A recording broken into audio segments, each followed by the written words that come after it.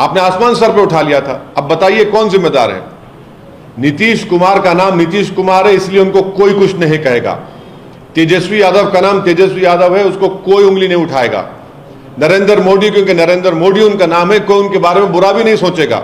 मगर मेरा नाम असदुद्दीन ओवैसी है और मेरा जुर्म सिर्फ इतना है कि मैं इलेक्शन लड़ता हूं, हारता भी हूं, जीतता भी हूं, तो बस मुझ पर इल्जाम लगते हैं। जातिगत समीकरण की आप बात कर रहे हैं, जो पहले की सरकार थी उन्होंने तो ओबीसी पूरा बिहार का सर्वे कराया था ना, कास्ट सेंसस कराया था। क्या नतीजा निकला उसका? आप बीजेपी को सत्ता दे दी है।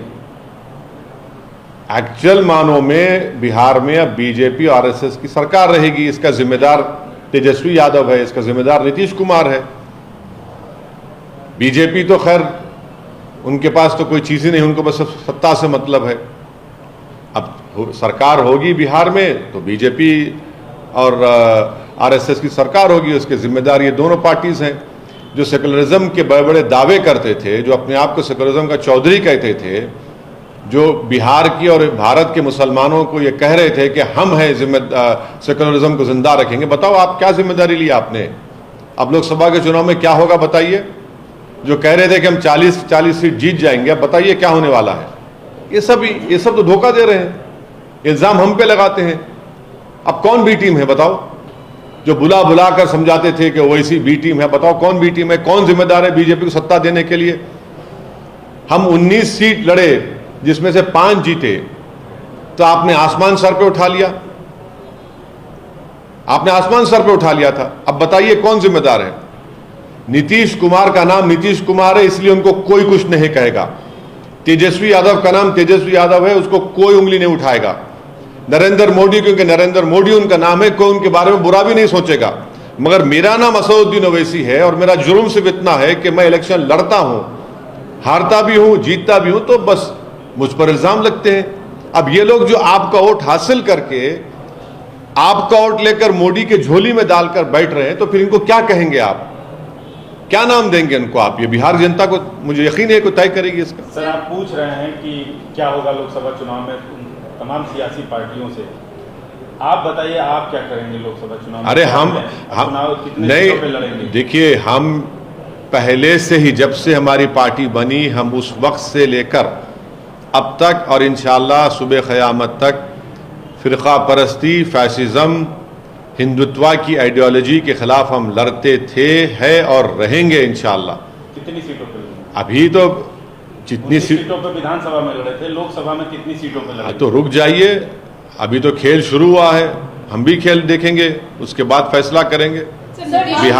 बिहार में अख्तरुल ईमान साहब से हमारी बात हुई है, वो पूरे बिहार का जायज़ा ले रहे हैं, बिहार के मुख्तलिफ मुकामात पर वो जा चुके हैं और मुझे यकीन है कि हम वो जो बोलेंगे उसके ऊपर हम फैसला लेंगे। सर, मौजूदा सूरत हाल में क्या आरजेडी के साथ कोई तालमेल की संभावना बनती नजर आ रही है आपके मुतालिक? और उनसे पूछिए। नहीं, आपसे। अरे हमारे 4 विधायक को आपने उनका ज़मीर खरीद लिया, अपनी ताकत पर, अपने दौलत पर उनको खरीद लिया आपने। उनसे पूछिए क्या करने जा रहे हैं आप। अरे उन्हीं की वजह से तो आज बीजेपी सत्ता में आ रही है ना। मैं तो जिम्मेदार नहीं हूं। आप तो मुझे बहुत गालियां दिए, बहुत झूठे इल्जाम लगाए, आप ही की वजह से आज बीजेपी सरकार में आ रही है। उनको बताना चाहिए वो क्या करेंगे। अब मुझे क्या कर, मैं तो बीजेपी से लड़ता आया हूं और लड़ता रहूंगा इंशाअल्लाह ताला। तरफ हाथ बढ़ाया जाएगा आरजेडी की तरफ से, तो आप क्या? अरे कैसा हाथ बढ़ाएंगे आप? मेरे पीठ पे खंजर भी मारेंगे और हाथ बार फूली बातें भुला के। बहुत राजनीति में जैसे बीजेपी पुरानी बातें भुला के नीतीश कुमार को दोनों हाथ से इस्तेमाल कर रही है, क्या? नहीं, मैं मेरा मानना यह है कि नहीं करने की आप गवाही देते हैं। देखिए, आप किसी को उसकी गलती पर माफ कर सकते हैं मगर भूलना कभी नहीं चाहिए। असदुद्दीन ओवैसी माफ किसी को कर दे सकता है क्योंकि ऊपर वाला सबको माफ करता है, और भूलना नहीं चाहिए।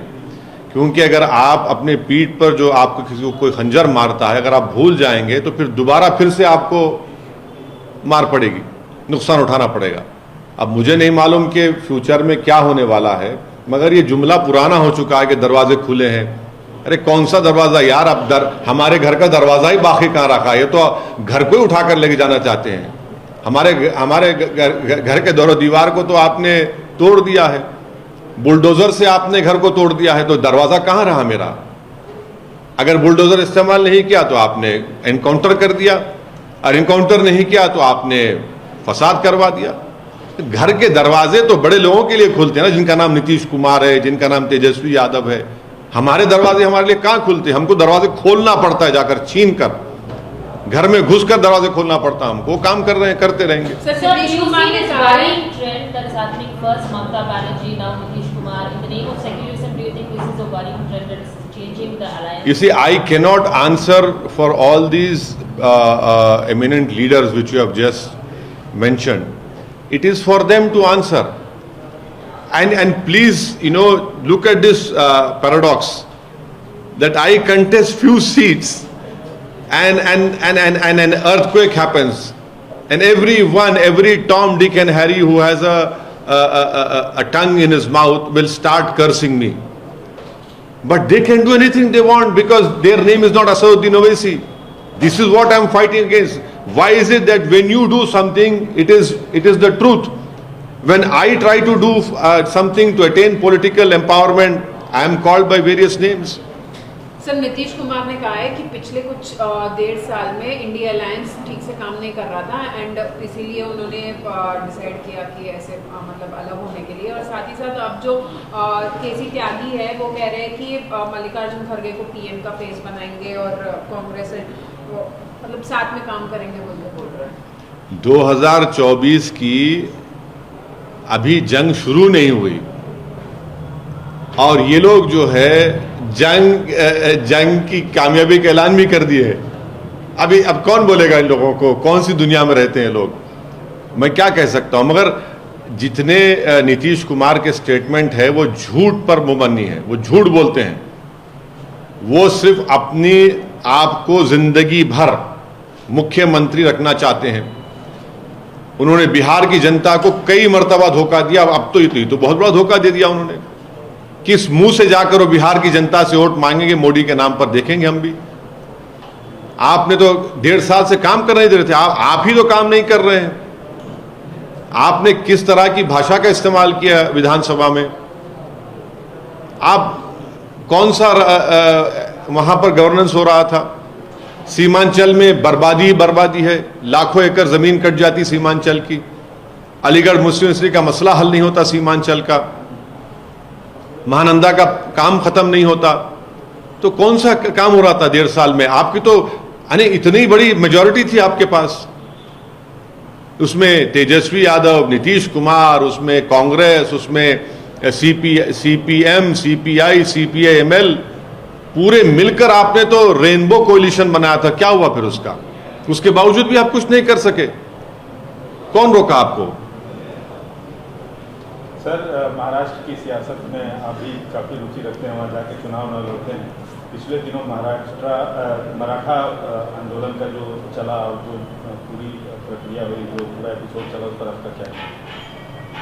नहीं, अब तो हम देखिए, हम ये कह रहे हैं कि अगर मराठाओं को रिजर्वेशन देना है तो बराबर दीजिए, मगर मुसलमानों में महाराष्ट्र के जो बैकवर्ड क्लास और कासिस है, जिसका जिक्र महमूद रहमान कमेटी ने किया, जिसको बॉम्बे हाई कोर्ट ने एजुकेशन में मंजूर भी किया, उसको क्यों नहीं देते आप?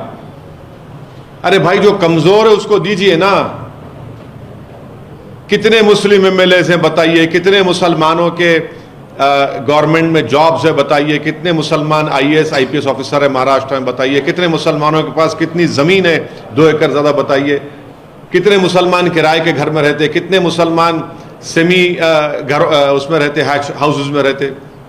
आप मुसलमान को देना ही नहीं चाहते, उस मुसलमान को जिसका जिक्र महमूद रहमान कमेटी ने किया। आप मराठाओं को देना चाहते, दीजिए बराबर, कौन रोक रहे हैं? महाराष्ट्र के जो मुस्लिम बैकवर्ड क्लासेस, उनका क्या होगा? आपने तो खैर वो जो एजुटेशन को तो आपने फिल वक्त रुका दिया, मगर मुझे लगता है कि वो तो आगे बढ़ेगा। वो रुकने वाला नहीं है। वो तो इतनी क्राउड को लेकर जब एक आदमी चल रहा है, आवाम को, जनता को, तो देखना वो किस लॉजिकल एंड पर वो लेकर जाते हैं मराठा लोग। सर, कल तेलंगाना में सीएमओ के हवाले से एक खबर आई कि कास्ट बेस्ड सेंसस होगा स्टेट में, उस पर आपका क्या? बहुत अच्छा है, होना चाहिए। जल्दी होना चाहिए और उस रिपोर्ट को सामने आना चाहिए ताकि तेलंगाना की आवाम को मालूम हो सके कि किस कास्ट का पॉपुलेशन में क्या हिस्सा है और उनका गवर्नमेंट के एम्प्लॉयमेंट में, गवर्नमेंट के पोस्ट में उनका क्या हिस्सा है। बहुत अच्छा है, लाइए, उसको करना चाहिए। और ऑलरेडी एक पिछली गवर्नमेंट ने एक सेंसस किया था ना, क्या नाम था उसका, हाँ, समग्र सर्वे तो ऑलरेडी है, उसको आप पब्लिक डोमेन में ला लीजिए। ये तो कराइए, आप उसको भी ला लीजिए पब्लिक डोमेन में, सबके सामने आ जाएगा। उसको क्यों छुपा के रखें? जब नई सरकार आई है तो आप उसको प्लीज पब्लिक डोमेन में ला के दे दीजिए। अपना ये जो कास्ट सेंसस आप बोल रहे हैं, बिल्कुल कराइए, बहुत अच्छा है, होना चाहिए। कब तक भाई कांग्रेस आएगी तो एक ही कास्ट का डोमिनेशन होगा, टीआरएस थी तो एक ही कास्ट का डोमिनेशन होगा, बीजेपी है तो एक ही मेजॉरिटी कास्ट का डोमिनेशन चल रहा है पूरे देश में। मिनिस्ट्री में देख लो आप, बहुत अच्छा है, लाइए।